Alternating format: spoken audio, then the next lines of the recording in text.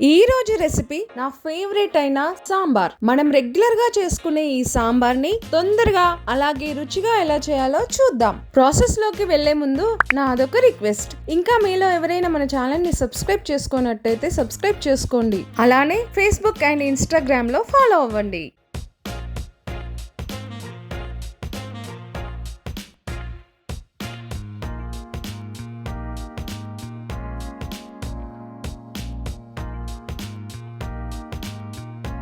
ముందుగా పెద్ద నిమ్మకాయ సైజ్ చింతపండు తీసుకుని శుభ్రంగా కడిగి కొన్ని నీళ్లు పోసుకొని నానబెట్టాలి. అలాగే ఒక కుక్కర్లో 1 కప్పు కందిపప్పు తీసుకుని 2-3 సార్లు శుభ్రంగా కడిగి 3 కప్పుల నీళ్లు పోసి అరగంట సేపు నానబెట్టిన తర్వాత దానిలో 4 వెల్లుల్లి రెబ్బలు, 1/2 టీ స్పూన్ జీలకర్ర, 1/2 టీ స్పూన్ పసుపు వేసి కుక్కర్ మూత పెట్టి 3 లేదా 4 విజిల్స్ వచ్చే వరకు మీడియం ఫ్లేమ్ మీద ఉడికించాలి. ఆవిరి పూర్తిగా పోయిన తర్వాత మాత్రమే మూత తీసి పప్పు దువ్వతో మెత్తగా మెదుపుకోండి. సాంబార్ కి ఖచ్చితంగా పప్పు మెత్తగా ఉండాల్సిందే. మీ పప్పు మెత్తగా అవ్వలేదంటే మిక్సీలో అయినా వేసుకోండి, పర్వాలేదు, కానీ పప్పు మాత్రం చాలా మెత్తగా ఉండాలి. అప్పుడే సాంబార్ చిక్కగాను రుచిగాను ఉంటుంది. ఈ పప్పులోనే చింతపండు రసం 1 లీటర్ వరకు వాటర్ పోస్తున్నాను. మీరు మీకు కావాల్సిన కన్సిస్టెన్సీలోకి వాటర్ అడ్జస్ట్ చేసుకోండి. సాంబార్ కోసం కూరగాయలు ఉడికించేలోపు స్టవ్ ని లో ఫ్లేమ్ లో ఉంచి ఈ పప్పుని వేడి అవ్వనివ్వండి. ఇలా చేయడం వల్ల మనకి టైం సేవ్ అవుతుంది. ఇప్పుడు మరో పక్కన స్టవ్ మీద పెద్ద గిన్నె పెట్టుకొని 3 టేబుల్ స్పూన్ల నూనె వేడి చేసుకొని 1 టీ స్పూన్ ఆవాలు, 1 టీ స్పూన్ జీలకర్ర, మీరు కొంచెం ఇంగువ కూడా వేసుకోవచ్చు, నేను వేయట్లేదు, 10 క్రష్ చేసిన వెల్లుల్లి, 2 ఎండుమిర్చి, కొద్దిగా కరివేపాకు. సాంబార్లో కరివేపాకు కొంచెం ఎక్కువగా ఉంటేనే బాగుంటుంది. 5-6 పచ్చిమిర్చి చీలికలు, 1 పెద్ద ఉల్లిపాయ చీలికలు, కొన్ని ములక్కాడ ముక్కలు, కొన్ని క్యారెట్ ముక్కలు, కొన్ని సోరకాయ ముక్కలు,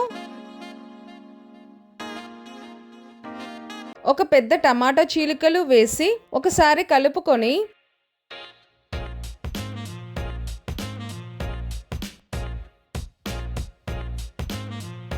తగినంత ఉప్పు,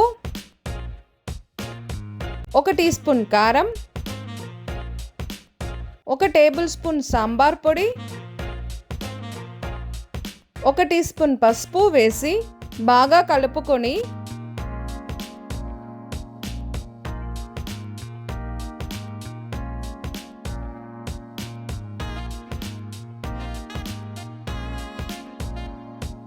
మూత పెట్టి ఈ కూరగాయ ముక్కలు 80% కుక్ అయ్యే వరకు మీడియం ఫ్లేమ్ లో ఉడికించాలి. ఇవి దాదాపుగా 5 నిమిషాల్లో ఉడికిపోతాయి. మధ్య మధ్యలో కలుపుతూ ఉండాలి, లేదంటే కూరగాయలు మాడిపోతాయి.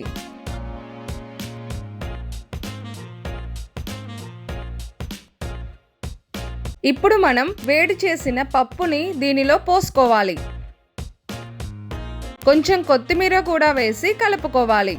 మనం ఆల్రెడీ పప్పు వేడి చేసాం కాబట్టి తొందరగానే మరుగుతుంది. అలాగని అప్పుడే స్టవ్ ఆఫ్ చేయొద్దు.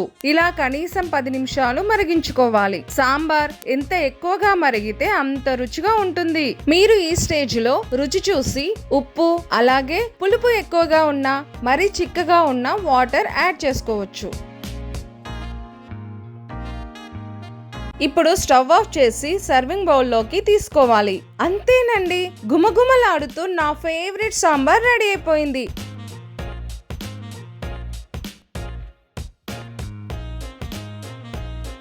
ఇది రైస్ లోకి కాదండి, టిఫిన్స్ లోకి కూడా చాలా బాగుంటుంది. మీరు కూడా ట్రై చేసి మీకెలా కుదిరిందో నాకు కామెంట్ చేసి చెప్తారు కదూ.